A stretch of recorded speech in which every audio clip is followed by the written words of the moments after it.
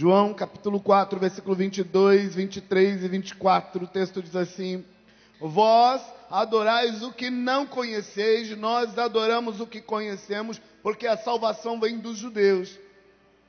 Mas a hora está chegando, e de fato já chegou, em que os verdadeiros adoradores adorarão o Pai, em espírito e em verdade, pois são esses que o Pai procura para seus adoradores.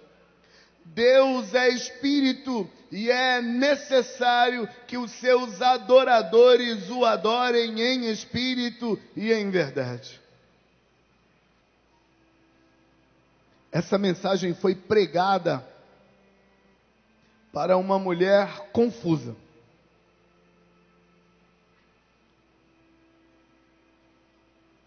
E a confusão dela era uma confusão religiosa. A confusão daquela mulher, conhecida como mulher samaritana, era uma confusão religiosa. O coração dela estava angustiado. Mas era uma angústia que ela preferia adiar. Era uma angústia que ela preferia fingir que não estava lá, porque ela estava ocupada vivendo a vida dela. Mas lá dentro, no profundo da alma dela, ela estava confusa.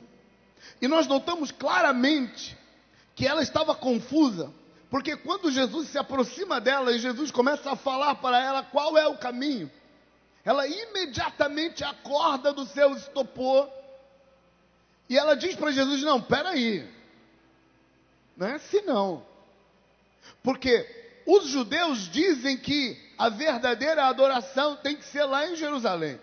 Os samaritanos dizem que a verdadeira adoração é no Monte Gerizim. E aí ela manifesta a confusão dela, dizendo: eu não sei qual é a verdade.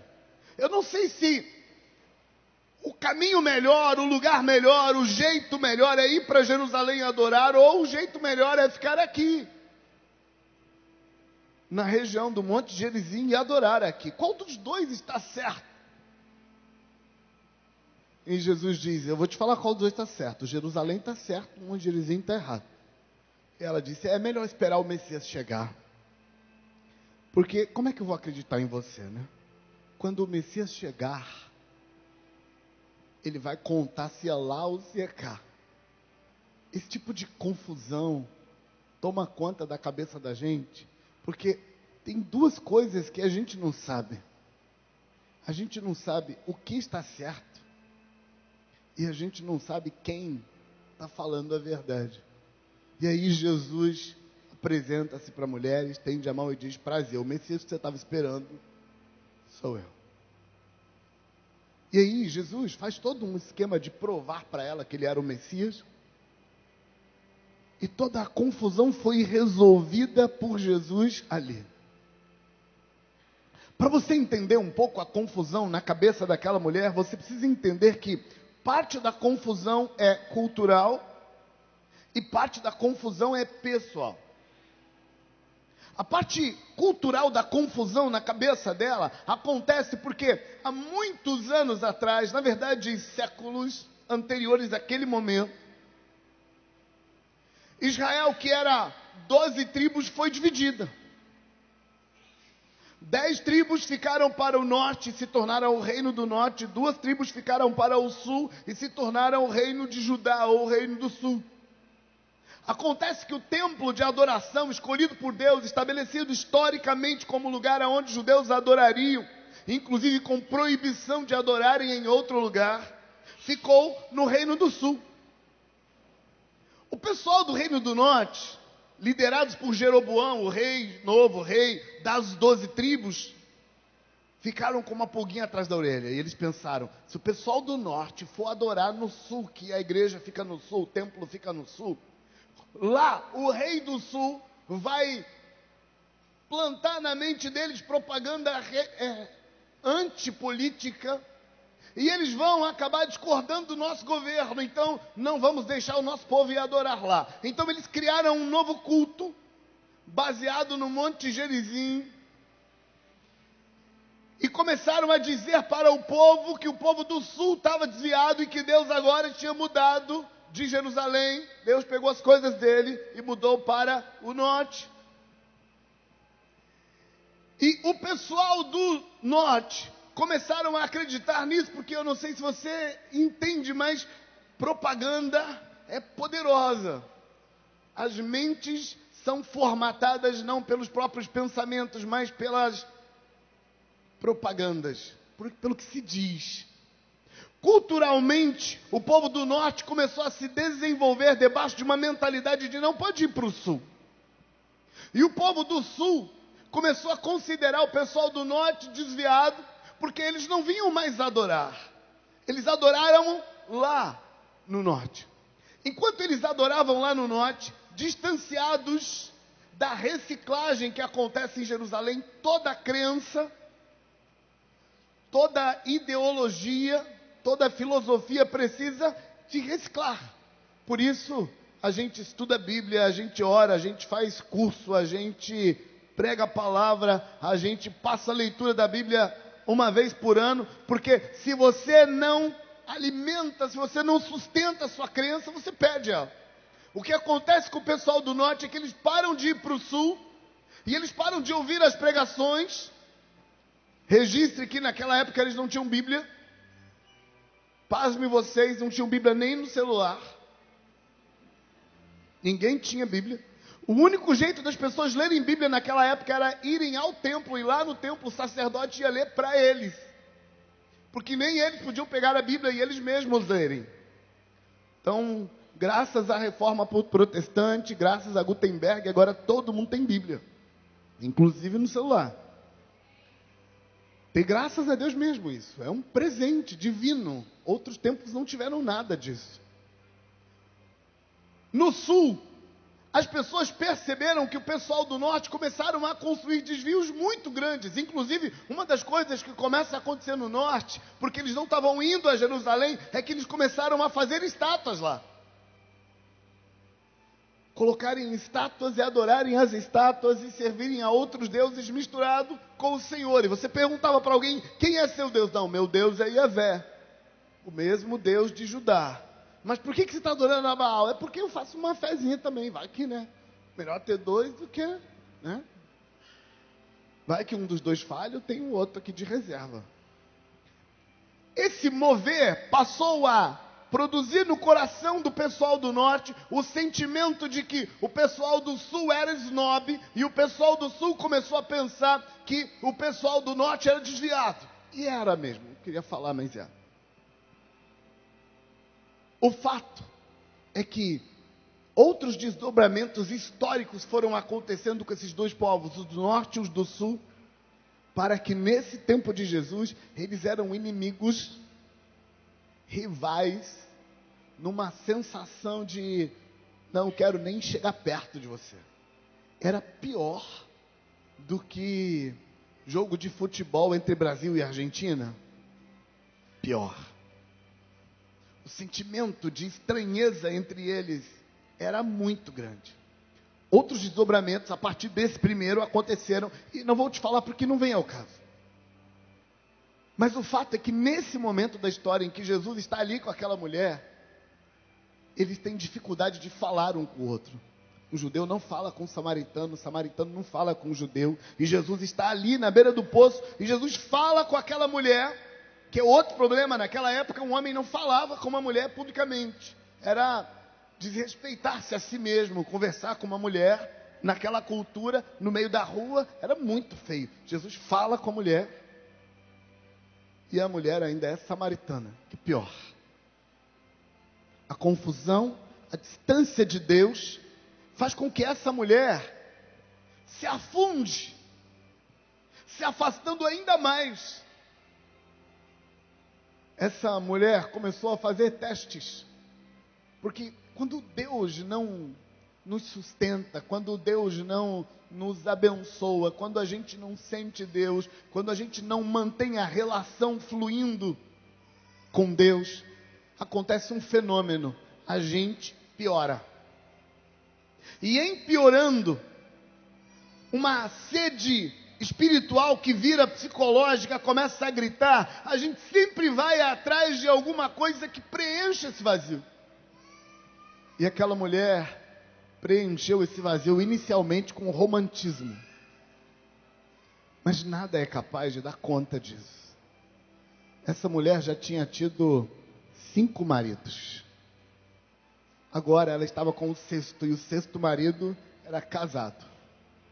Então, na verdade, não era marido, era uma substituição, um arranjo. As coisas foram complicando a partir da confusão que não era dela. O mundo complicou Deus na cabeça dela e ela continuou a complicação, ela piorou tudo. Quando Jesus encontra essa mulher, ela tem 2 problemas. Número 1, eu não sei o que é certo sobre Deus, porque diz tanta coisa por aí. Número 2, se Deus for de verdade, duvido que Ele se importe comigo, porque eu já fiz tanta besteira na vida, eu acho que Ele não se importa. Mas pelo sim, pelo não, vamos continuar empurrando a vida com a barriga. Algum dia, quem sabe, eu descubro qual é a verdade e aí eu me resolvo, ou não. Sabe, essa é a pior decisão para se tomar com relação a Deus.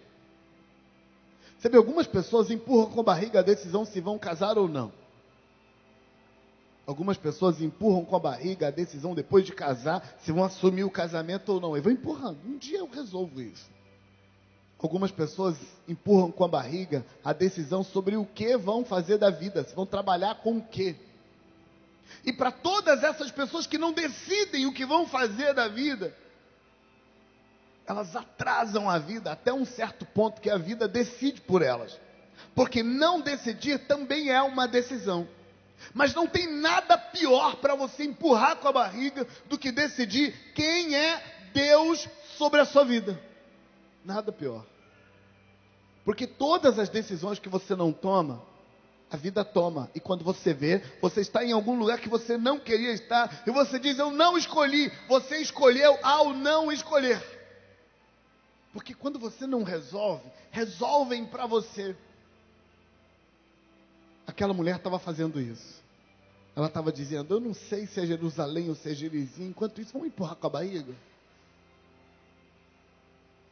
Mas ela estava se tornando escrava dos seus desejos. Ela estava se tornando escrava da sua sede psicológica, cada vez mais. O resultado disso é que ela estava indo cada vez mais longe de Deus. Mas alguma coisa nela queria Deus. Ela só estava adiando. Então Jesus encontra aquela mulher na beira do poço. E ali na beira do poço, Jesus apresenta para ela a água da vida.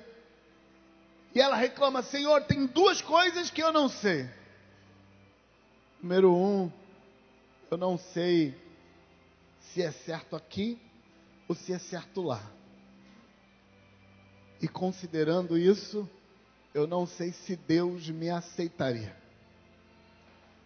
Quando Jesus diz, eu sou o Messias, Ele está dizendo, Deus já te aceitou, porque eu estou aqui. Jesus é a maior prova de que Deus aceita você. Não importa onde você foi, não importa o quanto você afundou, Deus aceita você. Jesus é a prova cabal disso, porque Jesus veio.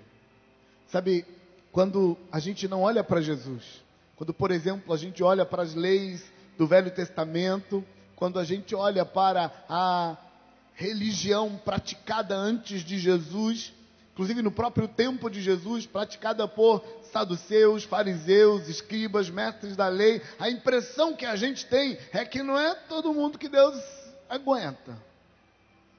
Mas então o apóstolo João veio e ele disse em João 1,18, ele disse assim, ninguém jamais viu a Deus, ninguém jamais entendeu Deus. Toda a impressão que se teve de Deus estava errada. Até que o Filho unigênito, primeiro Evangelho de João, capítulo 1, versículo 18 diz isso. Até que o Filho unigênito de Deus veio e o revelou para nós.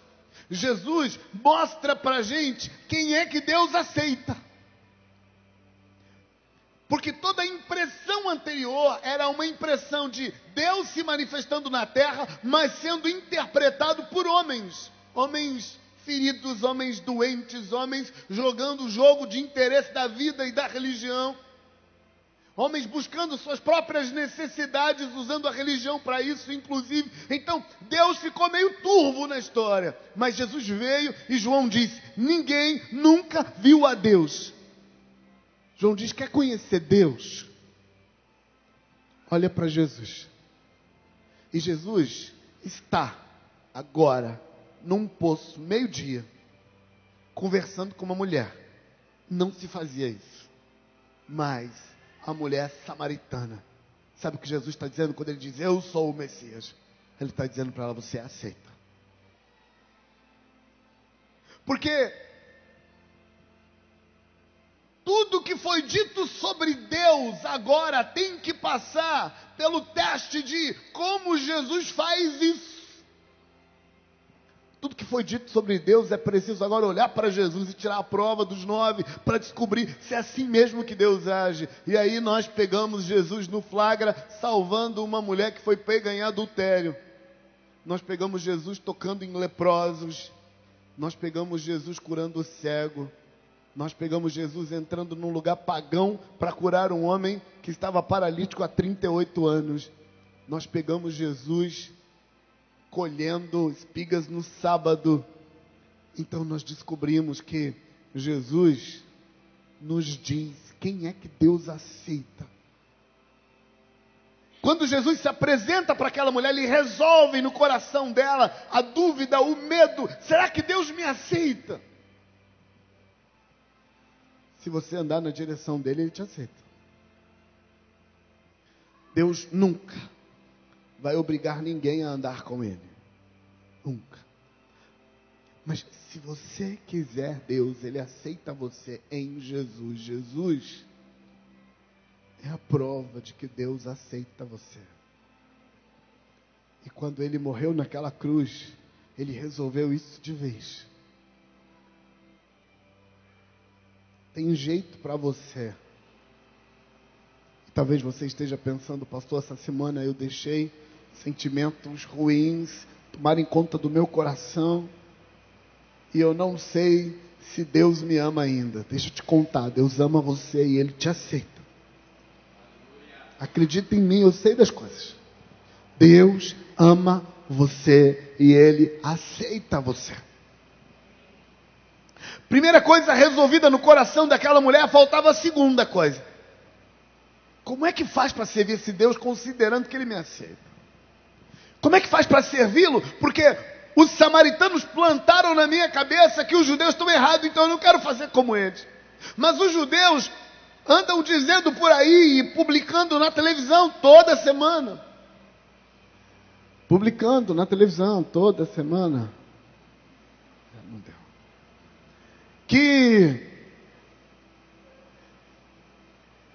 Que os samaritanos vão tudo para o inferno, que eles estão todos perdidos. E aí Jesus diz para ela assim: você tem razão de ficar confusa, porque é muita coisa na sua cabeça. E Jesus está dizendo: mas eu vou te contar quem está com a razão. Os judeus. A salvação vem de lá. O Deus de Abraão se manifestou a eles e deu a eles as ferramentas da salvação.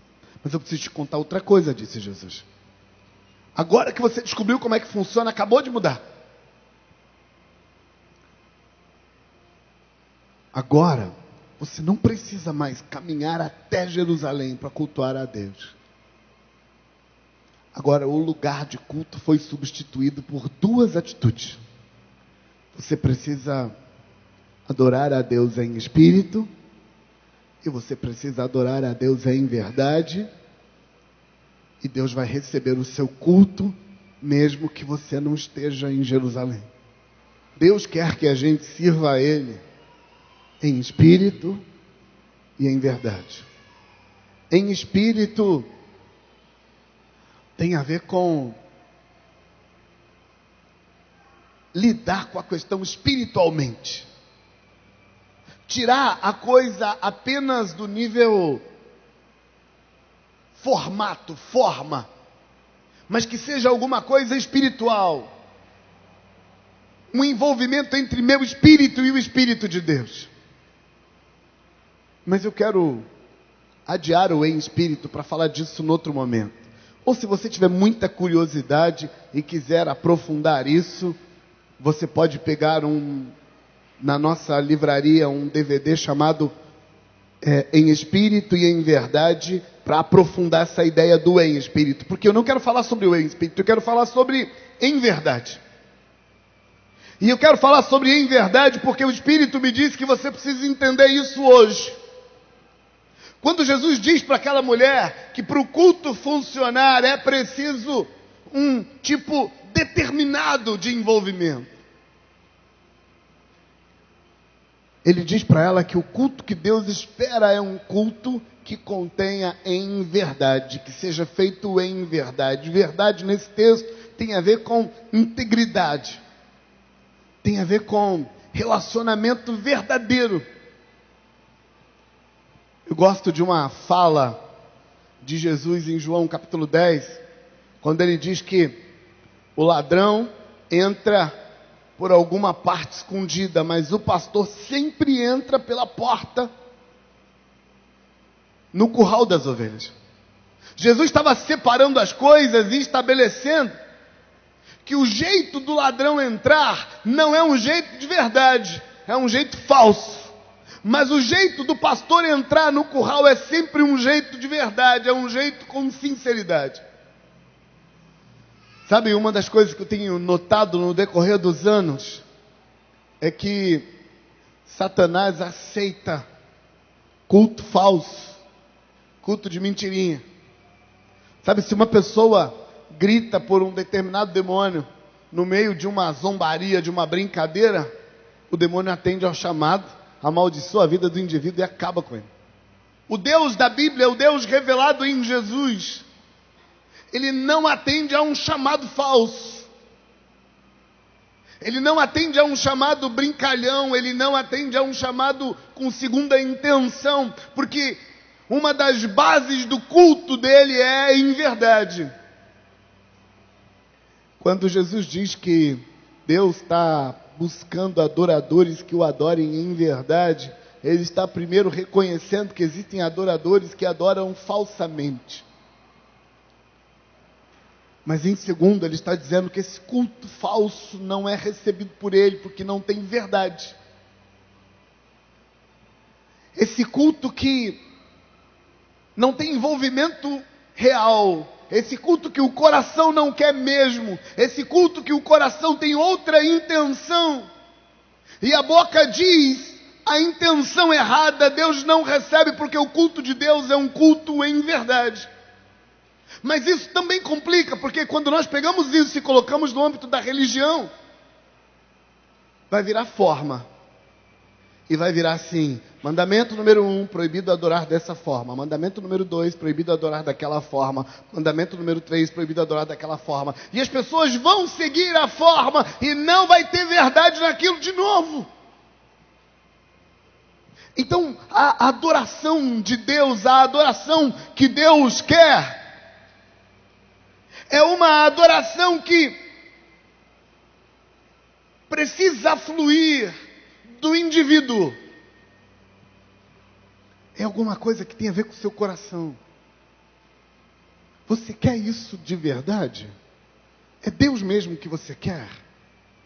Mas em verdade implica uma rejeição ao erro. Implica que você está sendo verdadeiro ao querer, mas implica que o que você está buscando é isso mesmo. O apóstolo João escreveu na sua epístola, primeira epístola de João, capítulo 1, versículo 6, ele estava falando exatamente disso. Ele estava tirando essa verdade do meio da religião. E ele disse assim: a mensagem que da parte dele ouvimos e vos anunciamos é essa: Deus é luz e não há nele treva nenhuma. Se dissermos que temos comunhão com Ele e andarmos nas trevas, mentimos e não praticamos a verdade. Se, porém, andarmos na luz, como Ele está na luz, mantemos comunhão uns com os outros, e o sangue de Jesus, seu Filho, nos purifica de todo o pecado. Sabe o que Jesus está dizendo? Ele está dizendo que a razão, porque Deus nunca pula a janela, Deus sempre entra pela porta. A razão porque Deus nunca aceita um culto falso, um culto mentiroso. A razão porque Deus nunca aceita que nós o adoremos, mas de verdade não estamos com Ele. A razão porque Deus não aceita isso é porque a natureza de Deus é luz. Deus é luz e não há nele treva nenhuma. Quando eu digo que eu sou de Deus, mas eu estou comprometido com as trevas, João está dizendo não é de Deus, não de verdade, porque o seu compromisso não é com Ele, é com as trevas. E João, claro, para deixar bem claro que o que ele está dizendo para nós não é que Deus só aceita gente que não comete erro, ele já emenda dizendo, se a gente confessar os nossos pecados, ele vai nos perdoar. Então João está falando de gente que é pecadora, gente que peca, mas que anda na luz. O que é andar na luz então, se a gente ainda peca e ainda precisa de perdão? Andar na luz é ter feito realmente a escolha entre luz e trevas. Há muitos deuses das trevas. Muitos. Na verdade, é difícil até escolher de tanto Deus que tem nas trevas. Mas na luz, só tem um. O Deus de Abraão. João, portanto, está dizendo que quando eu digo o meu Deus é esse Deus da luz, mas as minhas escolhas e as minhas crenças estão andando com as trevas, João está dizendo, não é verdade, você não está andando com Deus. Num mundo onde gente boa faz coisa ruim, porque tropeça. Gente ruim faz coisa boa, porque é ferramenta para enganar os outros. Num mundo onde não se sabe o que é e quem é quem, eu preciso ter certeza de uma pessoa. Uma só. Eu preciso ter certeza de mim. Eu me lembro que há muitos anos atrás, numa conversa na mesa com a Berê, eu choquei a Berê. Estávamos falando sobre situações e confusões ao redor, e em resposta à questão que ela estava me apresentando, eu disse para a Berê, Berê, eu não sei da salvação de ninguém, eu só sei da minha. Ela fez uma cara de espanto e falou assim, não, da minha você sabe. Então eu disse, não, Berê, eu não sei da sua também. Você não pode ter certeza do outro, mas você pode ter certeza de você. E, na verdade, essa é a única certeza que você precisa. Pastor, eu queria ter certeza de fulano, de Beltrano, de outro. Eu queria ter certeza de umas certas pessoas. Porque aquela pessoa ali, pastor, ela é importante. Mas você não pode ter certeza do outro. Mas você pode ter certeza de você. E sabe como você pode ter certeza de você? Você escolheu esse Deus mesmo? Eu não posso responder essa pergunta para você, eu posso responder para mim. Eu posso te dizer com toda certeza que haja o que houver, Yahvé é meu Deus e Jesus é meu Senhor. Posso te falar disso para mim. Eu posso te dizer com toda certeza que não negocio minha fé. Posso te dizer com toda certeza que não importa o que ou quem esteja acontecendo, não importa para que lado o rio esteja correndo, para que lado o vento esteja soprando, não importa se o mundo está bem ou está mal, não importa se tem guerra ou tem paz, não importa, eu sei em quem eu tenho crido. Eu sei que Yahvé é meu Deus, mas eu não posso falar isso por você. Mas você pode. Sabe, uma das descobertas mais chocantes para mim na Bíblia foi a descoberta de que Jó estava titubeando na divindade. Já pensou logo Jó?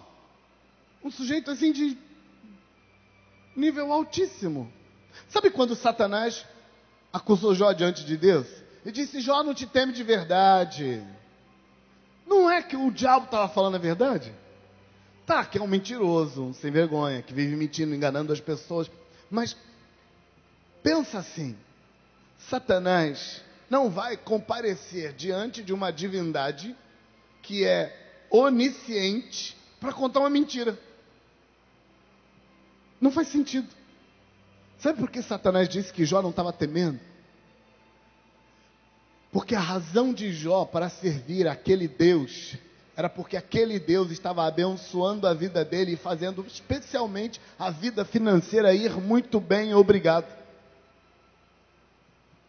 A razão de Jó para oferecer sacrifícios quando seus filhos chegavam de madrugada era porque ele tinha medo que os seus filhos tivessem desagradado a Deus e Deus tirasse todos os bens que ele possuía. Então eu não posso falar sobre a fé de Jó, mas eu posso falar da minha.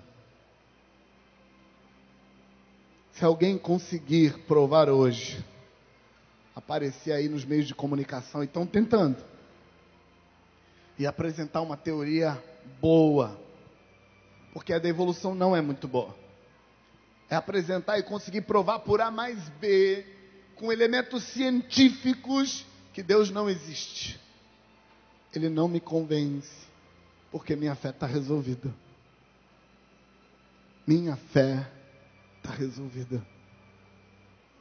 Jesus está falando que Deus está procurando adoradores que o adorem em verdade, que o adorem sinceramente, que o adorem sem confusão. Você já decidiu em quem você quer acreditar? Se Deus é seu Deus mesmo, se o Deus da Bíblia revelado em Jesus é o Deus da sua vida, ou se Deus é só um meio para você chegar a um fim, e qualquer abalozinho você o abandona, e você o questiona, e você fica com medo dele. Jesus está dizendo que adorar a Deus implica escolher a verdade, escolher o acerto, escolher a luz. Jesus está dizendo que adorar a Deus implica rejeitar as trevas, rejeitar o mal, rejeitar o engano. Talvez eu já tenha contado isso para você, mas é uma boa ilustração. Eu me lembro de um indivíduo se gabando num grupinho, porque ele tinha sido muito abençoado por Deus. Deus o abençoou muito, e a bênção de Deus fez ele comprar um carro velho, barato, com problema que ia dar pepino dali a uma semana, e ele vendeu muito caro e ainda vendeu para um irmão. Ele estava testemunhando da bênção que Deus deu para ele. Enfiou a faca no irmão, deu prejuízo no irmão e está agradecendo que Deus abençoou. Deus não abençoou, não. Como é que você sabe quem é você para falar em nome de Deus? Ele falou. João disse, essa é a mensagem que dele ouvimos. Deus é luz. Ele não se mete com as trevas. Trevas não é coisa dele. O mal não é coisa dele. O egoísmo, o pecado, o egocentrismo, as más intenções, isso não é coisa dele, não está nele isso.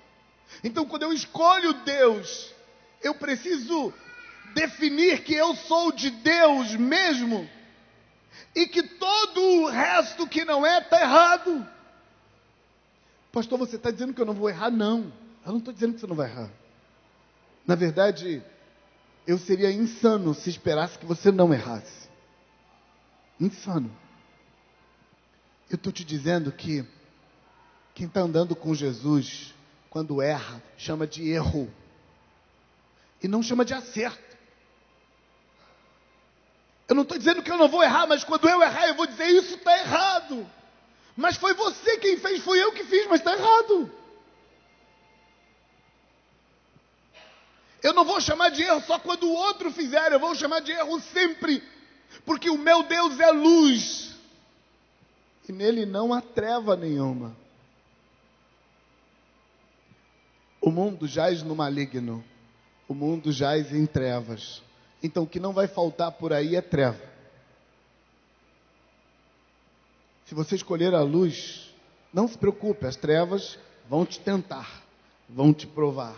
Algumas vezes elas vão te vencer, algumas vezes você vai cair e levantar trocentas vezes. Mas o que define se Yahvé é o seu Deus é que não importa, você não concorda com isso. Você não aceita isso. Você levanta de novo, e de novo, e de novo, e de novo, e de novo. Mas isso não está certo. Chamar a luz de trevas. Chamar as trevas de luz. Chamar o que é errado de certo. Implica em abrir mão da luz. É quando eu admito que Deus é luz e que não tem trevas nele. Quando eu admito que quando eu estou em trevas, eu estou no caminho errado, é que o sangue de Jesus me purifica de todos os pecados, o sangue de Jesus me lava, o sangue de Jesus me limpa, me conserta, me levanta, me faz caminhar na direção do caminho de Deus. Escuta isso. Em tempos de confusão, você não pode ficar confuso quanto à sua fé. Quando o mundo está confuso, quando o mundo está difícil, você precisa estar seguro em pelo menos uma coisa, no seu Deus. Eu sei que já falei dessa cena 1 milhão de vezes, mas é que a cena me marcou, então eu vou falar de novo, porque ela é uma boa ilustração. No filme Deus Não Está Morto, uma mulher jornalista, defensora do ateísmo, foi visitar uma banda evangélica para tripudiar deles. Acontece que naquele momento ela estava vivendo uma luta contra o câncer e o médico tinha tirado as esperanças dela. E ela ainda estava mais revoltada com Deus. Pensa, ele não existe, mas ela estava revoltada com ele. Ela estava revoltada com Deus porque ela estava com um câncer que não tinha cura. E ela levou toda a revolta dela para a entrevista com a banda. E aí ela meteu o dedo na ferida e acusou. Então, quando vocês estão sem esperança, quando vocês não têm para onde correr, vocês apelam para Deus, não é? Com muito sarcasmo. O líder da banda disse, é isso aí. Quando a gente não tem para onde correr, a gente apela para Deus. E você, quando você não tem para onde correr, quando você está apertada, você apela para quê? E foi nessa hora que ela caiu na real e mudou de caminho. O fato é, quando as coisas complicam ao seu redor, está na hora de perguntar se seu Deus é seu Deus mesmo. Sabe por quê? Porque nada pode dar errado quando Deus está no controle. Mas você não pode estar enganado e nem confuso quanto a quem é seu Deus, porque todo o resto pode ficar confuso.